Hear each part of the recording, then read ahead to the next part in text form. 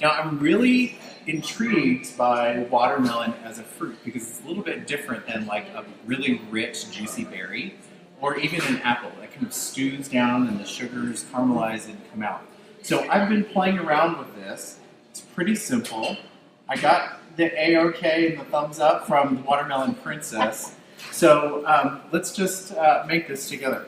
Perfect. I've got 4.5 cups of fresh watermelon. Now, if you guys are really in a hurry, you can cheat. You can get the pre-cut stuff at the grocery store. But I really like to, for something like this, my Nana taught me to use really good fruits and vegetables when you make preserves and cans. So I like that adage for this too. So I got one of these, what is this called? A personal seedless melon. A personal seedless melon. Just the right little personal Where size. can people go and find it? I don't even know about that. Or, Almost every grocery store now. It's gonna have it? Okay. Yeah, we do all the different varieties of the large seedless, the large seeded, so we do it all. so I like to approach a watermelon like a butternut squash. And if you see here, you guys want to get it on the camera, look how thin the rind is. I like to use the rind a lot. In this we have a big watermelon here from Georgia. If we cut that guy open, the rind would be really thick. And I would probably cut up maybe a cup of that and add that to my 4 cups of the meat of the watermelon. Is that the right word for this? The technical word? Flesh. The flesh. So if you cut your little personal size watermelon, your minis, quarter it, and then run your knife. Let's get this piece out of the way. Run your knife. Let's actually cut the top here, and then skim the knife just like that to take the tough part off. Yeah, we don't really. I have never approached a watermelon like this. Me neither. Yeah, and if you're following along on Facebook, on Cooking Light Facebook and MyRecipes, ask us questions, throw them out. We're here to cook together and have a good conversation. So have at it. So I'm going to cut maybe about an inch, like that. Just roll it over, sit it on the side. Let's make this really easy. Now with this jam, cubes are going to turn out, this actually, in my hand, this is about a cup. That's another good way of, home cooked measuring is what I call that. So put that in a pot.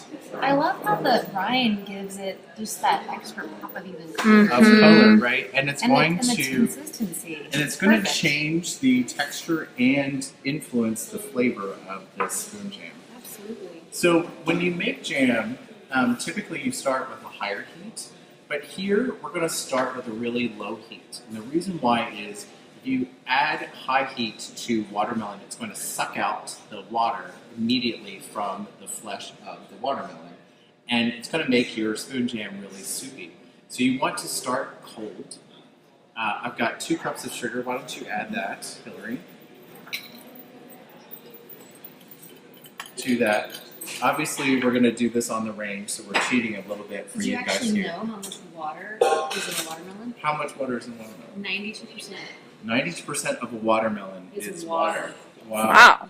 Fun Hydration. I know that. Fun fact. Hydration? Yeah, all about it.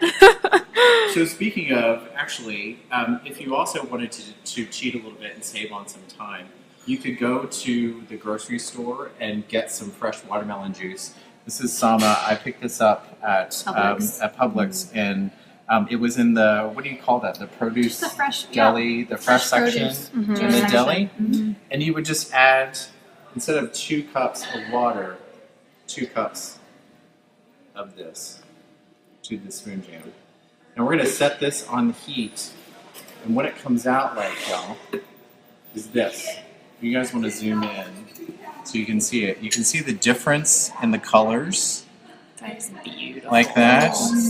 Perfect. Glossy and pretty. You want to cook this on medium-low for about 2 hours. So this is one of those things that you just set it and forget it. Now, normally in a jam, or a jelly, you want an acid, and most often recipes will call for lemon.